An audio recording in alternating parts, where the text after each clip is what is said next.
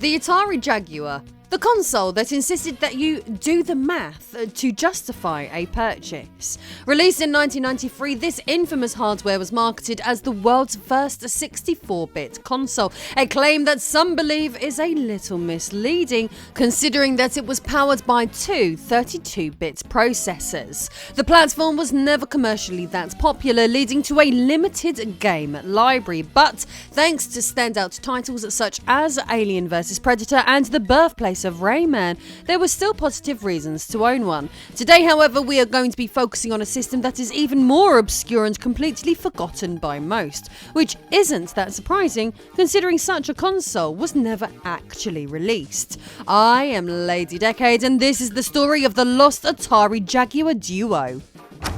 The early 1990s were a stressful time for video game manufacturers, as it was both a transitionary period and a boom. While video games never truly died in Europe, the Atari 2600 crash left a crater in the United States market, arguably forever damaging the brand and reputation of that company. Only once Nintendo released their Famicom system, localized as the Nintendo Entertainment System in that region, did console gaming regain a strong footing. But this was of course only the beginning of console gaming's renaissance, as it was only a matter of time until all-out console wars broke out. But during this quest, for the most part, the Sega Genesis and NEC TurboGrafx 16 found varied levels of success, with both featuring CD-ROM accessories, the style of which Nintendo would dally with Sony over. All three of these Japanese companies were putting out fantastic products, but that didn't stop Atari themselves from trying to carve out a niche in this new world. First, they would try this with the 7800, attempting to reclaim consumers lost from the 5200, and then with the Lynx, a handheld device that wouldn't light the world on fire. In the background, Atari would begin development of another cartridge console, the Atari Panther, aimed to target the Super Nintendo and Sega Genesis user base. First designing the console in 1988, aiming for a 1991 release, the console would have packed a Motorola 68000 running at 16 MHz. Developers reportedly balked at the included 32K of system RAM, half of what the Genesis featured, and a quarter of what the Super Nintendo featured.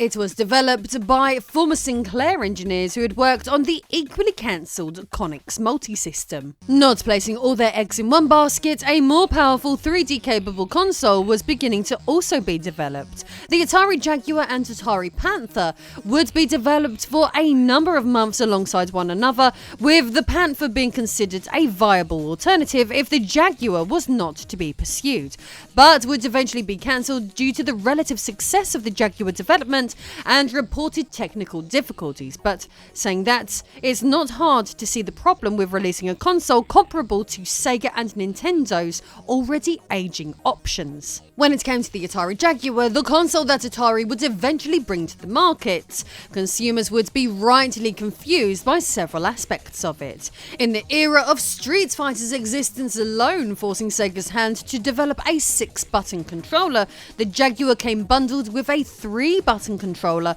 and a complete full numerical keypad. A bizarre choice. Were they expecting owners to do calculations on those things?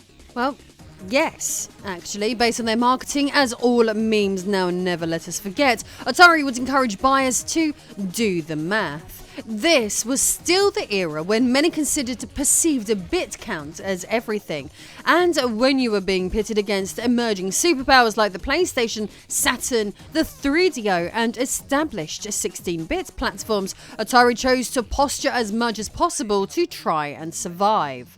When facing the insurmountable odds of Sony's debut system, Sega's follow-up to their iconic Genesis, and even the Genesis itself, received a CD add-on. The Jaguar would be obviously missing a significant component: a CD drive to call its own. Compact discs provided a significant amount of storage space, allowing for full motion video, higher quality audio, more text for role-playing games, and even reduced production costs too.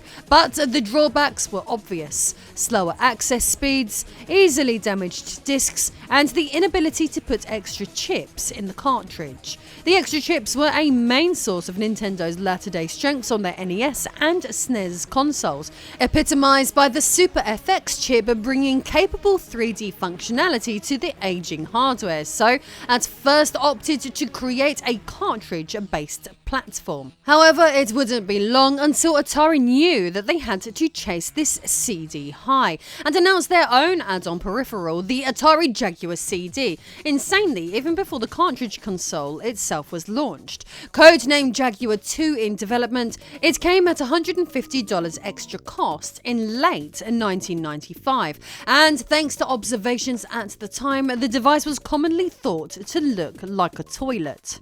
Before release, Atari would actually enter an agreement with Sigma Designs to extend Jaguar CD functionality to home PCs, hoping to expand their market base. This, like many other Atari concepts, would never come to fruition, given that the CD-ROM add-on would only ever see a dozen titles or so, with titles like Myst, Primal Rage, Space Age, Dragon's Lair, and Brain Dead 13 being common multi-platform titles at the time. There wouldn't be much to demand to be brought to your Windows 95 machine. While CD add-ons had middling success for NEC and Sega, the two companies committed to embracing the format with revisions to their consoles. NEC would combine the PC Engine and its CD-ROM 2 into the PC Engine Duo. International markets would see this as the Turbo Duo.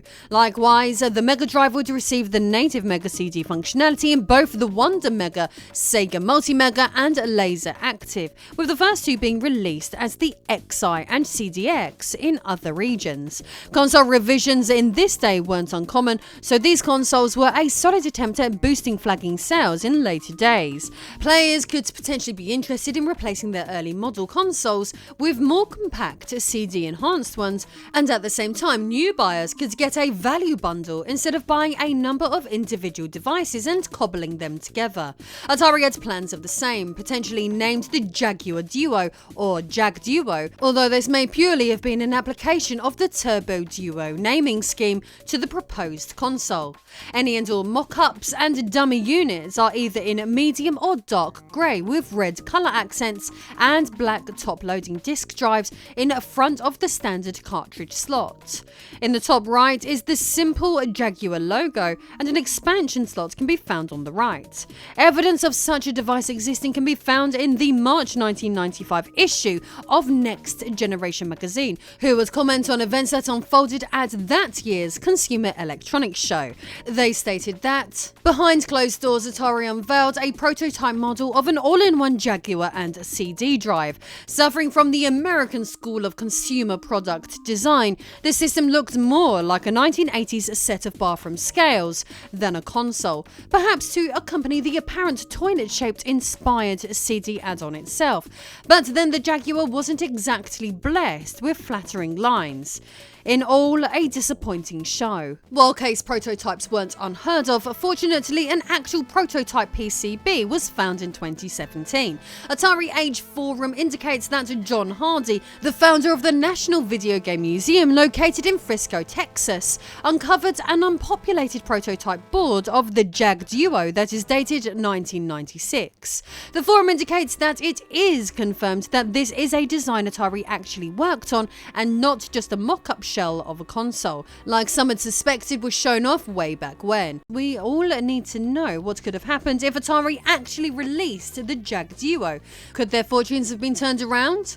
Games such as Tempest 2000 and Alien vs Predator had a fair amount of praise, but compared to the early successes the Sega Saturn had and the rapid domination of the PlayStation, it would take a true miracle to make the console a hit, let alone with an add-on disc drive. As the Panther was bailed on in favour of the Jaguar, maybe the Jaguar itself should have been paused for a disc-based console from day one.